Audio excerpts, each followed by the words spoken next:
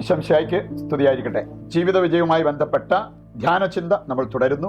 ഇന്ന് സെപ്റ്റംബർ 14 കുരിശിന്റെ പുകഴ്ചയുടെ തിരുനാൾ നമ്മൾ ആഘോഷിക്കുന്ന ദിവസം കൂടിയാണ്. ജീവിത വിജയം ആഗ്രഹിക്കുന്നവര് പലതരത്തിലുള്ള പരാജയങ്ങൾ വരുമ്പോൾ പരാജിതരാകാതിരിക്കാൻ പ്രത്യേകം ശ്രദ്ധിക്കണം. നമ്മൾ കാണുകയുണ്ടായി, ജീവിത വിജയം എന്ന് പറയുന്നത് പരീക്ഷാ വിജയമല്ല, അതല്ലെങ്കിൽ ബിസിനസ്സിൽ ഒരു വിജയം വരിക്കുന്നതല്ല, അത്യാവശ്യം കുറെ പഠിക്കാനായിട്ട് സാധിച്ചതല്ല. ജീവിത വിജയം അതിൽ നിന്നും വ്യത്യസ്തമാണ്. അതുകൊണ്ട് തന്നെ ജീവിത വിജയം ആഗ്രഹിക്കുന്നവര് മറ്റു പല മേഖലകളിൽ വരുന്ന പരാജയങ്ങളെ എടുക്കേണ്ട പോലെ എടുക്കാൻ പഠിക്കണം. അതുകൊണ്ടാണ് പരാജയങ്ങളിൽ പരാജിതരാകരുത്. അങ്ങനെയുള്ളവരാണ് യഥാർത്ഥ ക്രിസ്തീയ ജീവിതം നയിക്കുന്നവർ എന്നുള്ളത് നാം മനസ്സിലാക്കിയിരിക്കേണ്ട ഒരു കാര്യമാണ്. ഒരു സംഭവം ഞാൻ ഓർക്കുന്ന, ഒരു സഹോദരൻ പങ്കുവച്ചതാണ്. 8-9 ലക്ഷം വരെ ഒരു മാസം അവരുടെ കയ്യിൽ ശമ്പളമായിട്ട് വന്നുകൊണ്ടിരുന്ന, പക്ഷേ അതിനേക്കാൾ കൂടുതൽ ഉണ്ടാക്കാൻ പറ്റും എന്ന ഒരു ചിന്ത അവരുടെ തലയിൽ കയറി. അത് വെച്ച് അവര് ജോലി റിസൈൻ ചെയ്തിട്ട് ബിസിനസ് തുടങ്ങി. പല പ്ലാനുകളും പദ്ധതികളും അവരുടെ തലയ്ക്കകത്തുണ്ടായിരുന്നു. അത് വെച്ച് കുറേ കാര്യങ്ങൾ അവര് ചെയ്തു. പക്ഷേ ഉദ്ദേശിച്ചതുപോലെ കാര്യങ്ങൾ ഓടിയില്ല. അദ്ദേഹം പറഞ്ഞത്, അവസാനം എൻ്റെ മക്കൾക്ക് അത്യാവശ്യം വിദ്യാഭ്യാസം കൊടുക്കാനും ഭക്ഷണം കൊടുക്കാനും ആവശ്യമായത് മറ്റുള്ളവരിൽ നിന്നും സഹായമായി സ്വീകരിക്കേണ്ടി വന്നു. ഇത്രയും ശമ്പളം ഉണ്ടായിരുന്നിട്ട് അവസാനം അവരുടെ ജീവിതത്തിൽ വന്ന ഒരവസ്ഥ നോക്കി. എങ്കിലും അദ്ദേഹം സൂചിപ്പിച്ചൊരു കാര്യം, അവിടെയെല്ലാം ഞങ്ങൾ പിടിച്ചു നിന്നു, പ്രത്യാശ കൈവടിഞ്ഞില്ല, ഞങ്ങളുടെ അധ്വാനവുമായിട്ട് മുന്നോട്ട് പോയി. ഇന്ന് ഞങ്ങൾ ഏതാണ്ട് കരകയറി എന്ന് പറയാൻ പറ്റും, സാമ്പത്തികമായിട്ടും അതുപോലെ തന്നെ മറ്റു പല രീതിയിൽ. ഈ പരാജയങ്ങൾ അവരെ ഒരുപാട് കാര്യങ്ങൾ പഠിപ്പിച്ചു. അപ്പം അതുകൊണ്ട് ആത്മീയ തലത്തിലും അവർക്ക് വളർച്ച പ്രാപിക്കാൻ സാധിച്ചു. സാമ്പത്തികമായിട്ടും അവരിങ്ങനെ കരകയറി വരികയാണ്. പ്രിയപ്പെട്ടവരെ, ജീവിത പരാജയം അത് സംഭവിക്കാതിരിക്കണമെങ്കിൽ മറ്റു പല ഏരിയയിൽ ഒരുപക്ഷെ ദൈവം അനുവദിക്കുന്ന, അല്ലെങ്കിൽ നമ്മുടെ അശ്രദ്ധ കൊണ്ട് വന്നുപോയ ആ പരാജയങ്ങളെ എടുക്കേണ്ടതുപോലെ എടുക്കാൻ സാധിക്കണം. മറ്റൊരു സംഭവം ഞാൻ ഓർക്കുകയാണ്. ഒരു സ്ത്രീ പറഞ്ഞാണ്, അവരുടെ വിവാഹം ഉറപ്പിച്ചു കഴിഞ്ഞതാണ്. സാധാരണഗതിയിൽ അത് കഴിഞ്ഞാൽ പിന്നെ എൻഗേജ്മെൻറ്റ്, പിന്നെ വെഡിങ് സെറിമണി, പിന്നെ അവരൊന്നിച്ച് ഭാര്യാഭർത്താക്കന്മാരായി ജീവിക്കുക.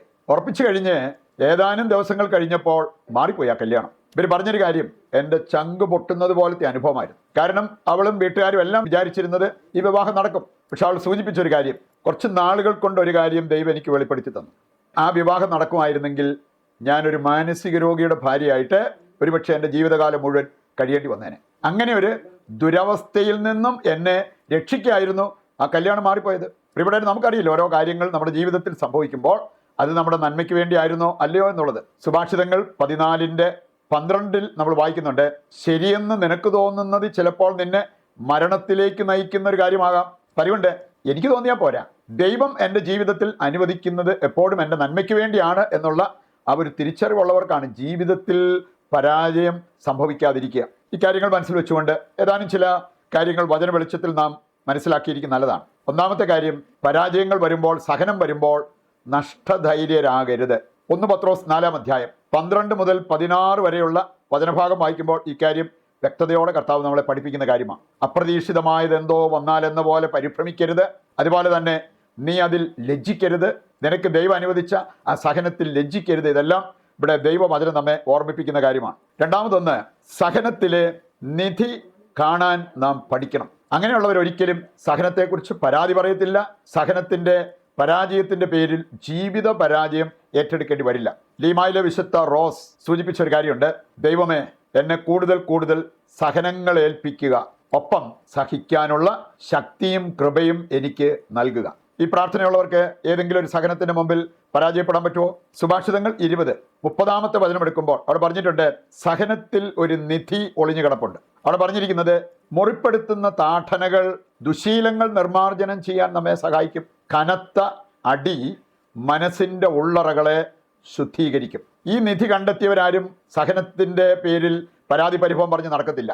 അവരുടെ ജീവിതത്തിൽ ദൈവം ഒരു പരാജയം അനുവദിച്ചാലും അത് ജീവിത വിജയത്തിന് ഒരു സ്റ്റെപ്പിംഗ് സ്റ്റോൺ ആക്കി അവർ മാറ്റുകയും ചെയ്യും. അവസാനമായിട്ട് നമ്മൾ മനസ്സിലാക്കിയിരിക്കേണ്ടത്, സഹനത്തിൻ്റെ നടുവിലും ആനന്ദിക്കേണ്ടവർക്ക് ആനന്ദിക്കാൻ പറ്റും.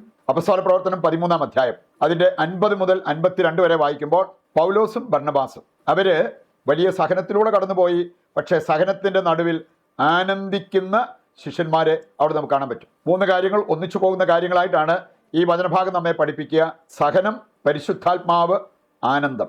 സഹനത്തിൻ്റെ നടുവിലും ആനന്ദിക്കാൻ സാധിക്കുന്നത് പരിശുദ്ധാത്മാവ് ഉള്ളിൽ ആക്റ്റീവായി പ്രവർത്തിക്കുന്നവർക്ക് വേണ്ടിയാണ്. നമ്മുടെ പരിശുദ്ധാത്മാവ് ഉറങ്ങിക്കിടന്നാൽ അത് നടന്നെന്ന് വരില്ല.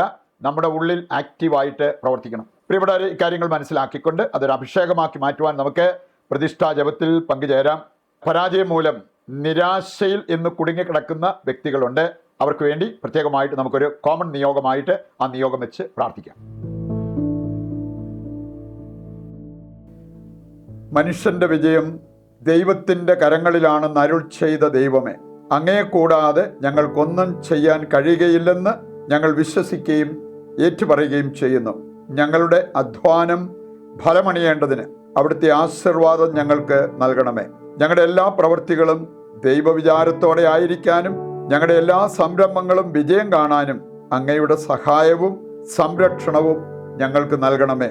പരാജയത്തിന് വഴി തുറക്കുന്ന അഹങ്കാരവും മറ്റു പാപപ്രവൃത്തികളും വെടിഞ്ഞ് ദൈവാശ്രയത്വത്തിലും പരസ്നേഹ പ്രവൃത്തികളിലും വേരുപാകി അടിയുറയ്ക്കാൻ ഞങ്ങളെ സഹായിക്കണമേ.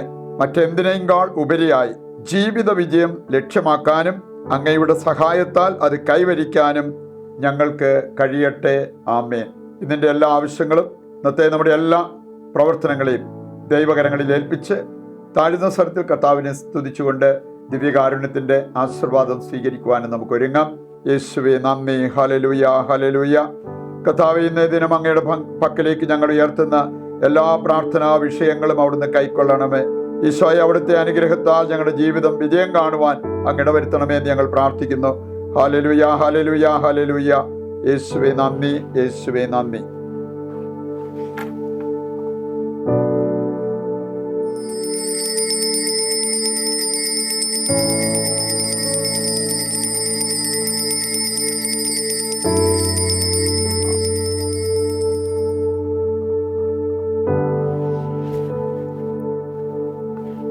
പരിശുദ്ധ പരമ ദിവ്യകാരുണ്യത്തിന് എന്നേരവും ആരാധനയും സ്തുതിയും പുകഴ്ചയും ഉണ്ടായിരിക്കട്ടെ.